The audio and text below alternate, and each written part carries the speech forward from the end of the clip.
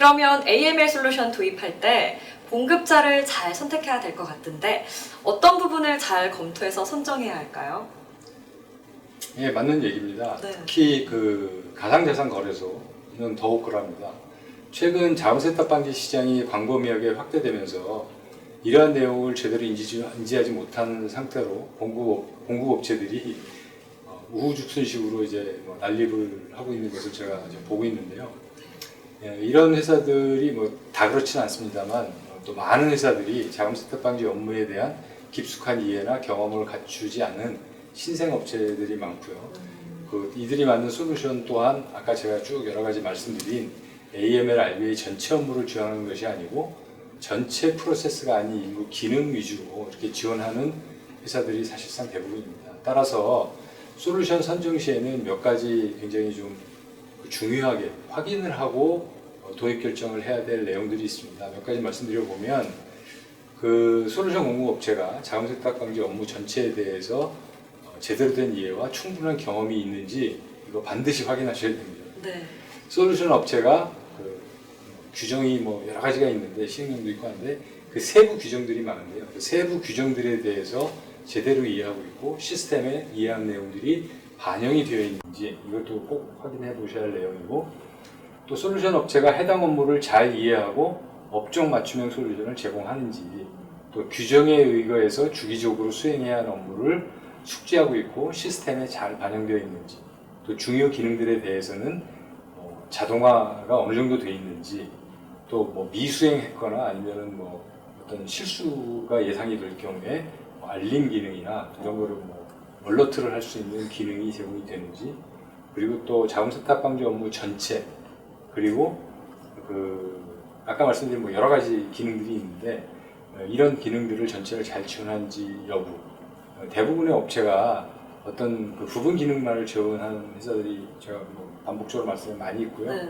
또 기능 위주가 아니라 이 프로세스를 갖다 지원해야 되는데 기능 위주로만 지원하는 업체들이 많습니다. 그래서 그런 부분들을 잘 확인하고 도입하셔야 되고요. 또 끝으로 말씀드리고 싶은 거는 아까 말씀드린 대로 어떤 내가 수행한 근거, 그다음에 업무에 대한 수행 기록, 또 그것에 대한 보관이 자동으로 규정에 맞게 잘 구현되어 있는 솔루션인지 그런 것들을 잘 검토하셔야 됩니다. 회사와 솔루션이 이 정도의 역량을 제공해야지만 고객들 입장에서 중복 투자를 피할 수 있을 뿐만 아니라 제대로 된 자금세탁 방지 업무를 이행할 수 있는 것이라고 생각하고 있습니다. 역시 좀 그런 면에서는 옥타 솔루션이 AS가 확실해서 좀 더 믿음이 가는 것 같은데요. 그럼 다음 질문으로 한번 넘어가 볼까요, 대표님? 지금 대표님께서는 금융감독원의 자문위원을 겸하고 계시기도 하고 또 거래소 분들과도 AML 솔루션 도입과 관련해서 실제로 많은 상담과 컨설팅을 하고 계실 것 같은데요. AML 솔루션을 구축하는 데 있어서 현실적인 거래소 분들의 고충은 어떤 것이 있는지 여쭤봐도 될까요? 네, 제가 최근에 한 30개 거래소 정도를 상담을 하고 있는데요. 거의 하루에 한 회사 꼴이라고 봐도 과언이 아닌데, 네. 하여튼 여러 가지 많은 얘기를 듣고 있습니다. 대표적인 것 중에 하나가 실명 확인 가상계좌 사용에 관한 것이고요. 지금 우리나라는 4개 거래소만 은행에서 발행하는 실명 확인 가상계좌를 사용해서 사업을 하고 있습니다. 그래서 그 나머지 거래소들은 그 계좌 사용을 못하고 있는 상황이고, 또 하나는 이제 보이스피싱이나 해킹에 관련된 어려움, 특히 이제 보이스피싱이 굉장히 지금 현안으로 대두가 되어 있는 상황이죠. 마지막으로는 지금 얘기하고 있는 자금세탁 방지 이거 어떻게 대응해야 되느냐, 이 세 가지가 이제 핵심적인 얘기가 되겠습니다.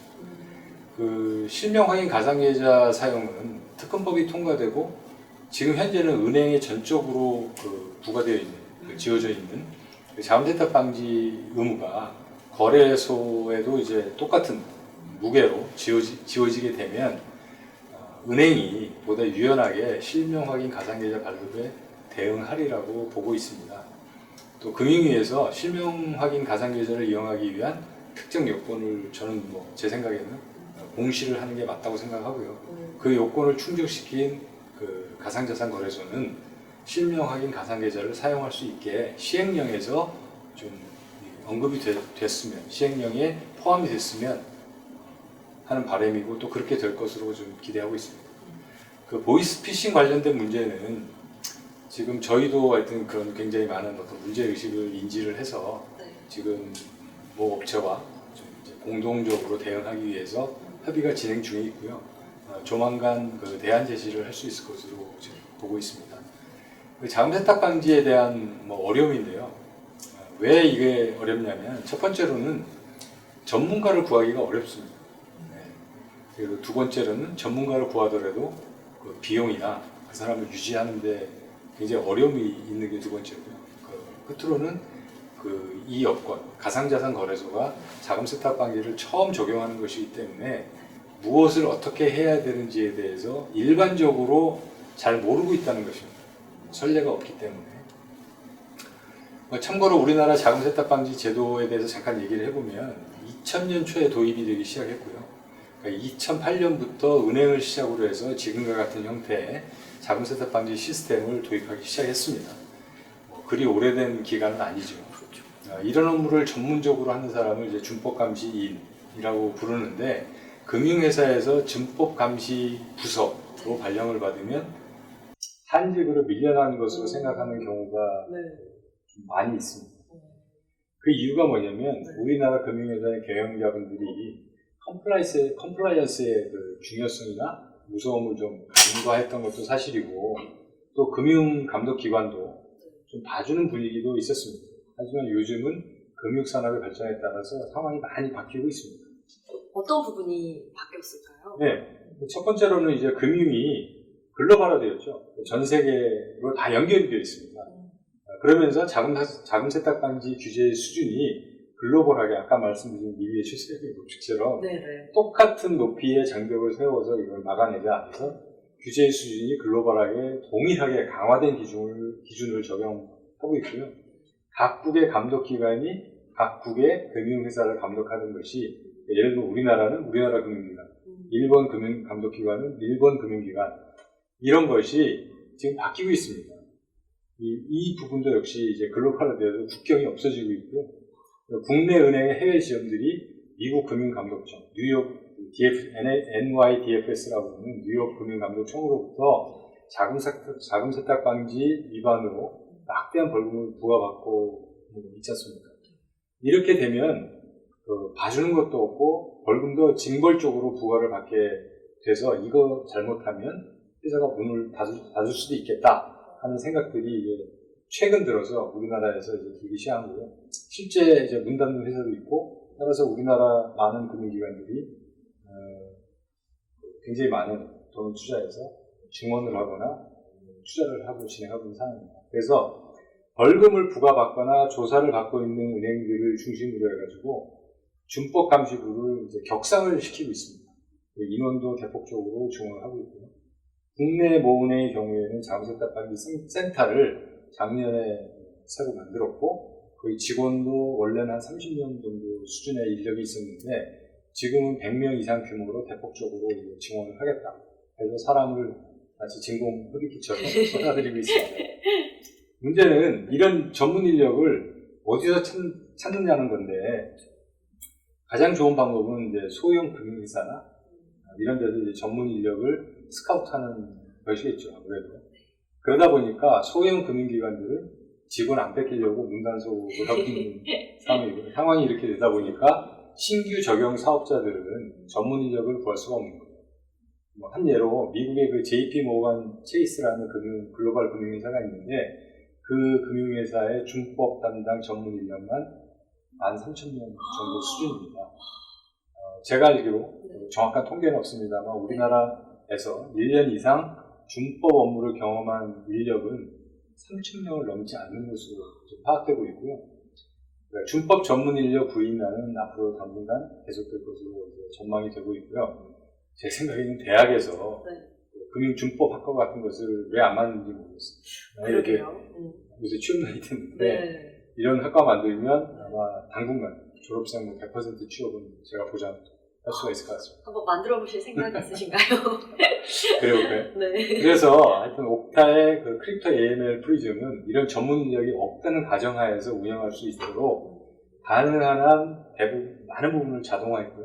그다음에 뭐 일 단위, 주 단위, 분기 단위, 월 단위, 분기 단위, 반기 단위, 연 단위, 어떤 특정 이벤트가 발생했을 때 체크리스트나 아니면 알림 기능을 제공해가지고 최소한의 자원으로 실수 없이, 실수 100% 없다라고 할 수는 장담은 못 드리겠습니다. 최소화하면서 운영할 수 있도록 만들었습니다. 아마도 부족한 인력으로 자금 세탁 방지 업무를 수행할 수 있는 유일한 대안이 아닐까라고 감히 말씀드리고 싶습니다.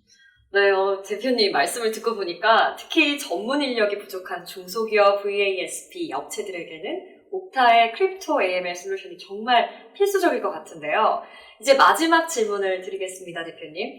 사실 저희가 온라인으로 물건 하나를 쇼핑하더라도 다른 사람이 먼저 구입한 후기를 열심히 찾아보고 또 괜찮다라는 확신이 들면 물건을 구매하잖아요. 혹시 기존 거래소 업체들 중에서 옥타 솔루션의 크립토 AML을 도입한 실사례가 있을까요?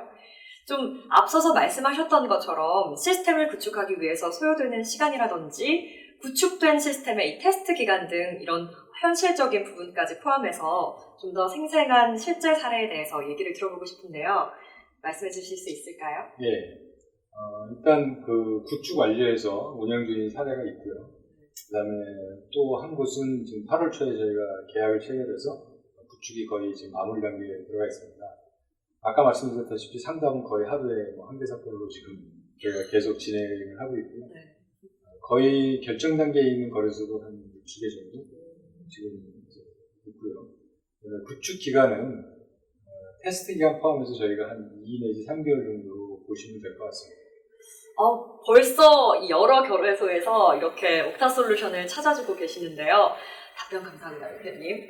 사실상 이런 부분은 회사 내부적인 사안으로 좀 민감할 수도 있는 정보인데 오늘 이렇게 자세하게 말씀해 주셔서 이렇게 영상 보시고 계신 많은 관계자분들께서 AML 솔루션 도입을 고려하는데 정말 큰 도움이 될 것 같습니다. 다시 한번 감사드립니다.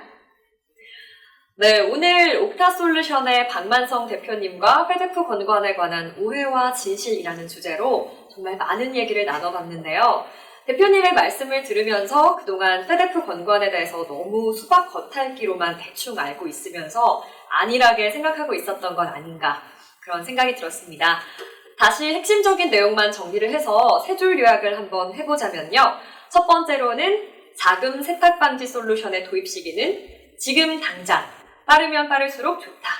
단, 페데프 규제안에 정확하게 맞지 않는 AML 솔루션을 잘못 알고 도입하는 것은 안 하느니만 못하다. 그리고 두 번째로는 페데프 규제안에서 명시했던 RBA, 즉 위험 기반 접근법을 사용한 이 자금 세탁 방지 솔루션이 맞는지 정확하게 확인하고 세 번째, 추후 유지 보수까지 지속적으로 받을 수 있는지 여부를 꼭 확인해라. 이 정도로 정리를 한번 해봤는데요. 괜찮습니까? 네. 자, 여러분. 페데프 규제안은 발표가 됐습니다. 주사위는 던져졌고 정확하게 알고 제대로 대응한 자만이 이 시장에서 살아남을 수 있게 됐는데요. 몰라서 못했다. 잘못 알았다. 이렇게 나중에 후회하는 일이 없도록 지금부터 만반의 준비를 하는 것이 현명한 일이라는 것을 다시 한 번 더 말씀드립니다. 혹시 추가적으로 더 궁금하신 부분이 있으시면 영상 하단에 옥타 솔루션의 이메일과 연락처를 제가 남겨놓을 테니까요. 이쪽으로 바로 질문해 주시면 감사하겠습니다. 대표님, 감사합니다. 고맙습니다. 네.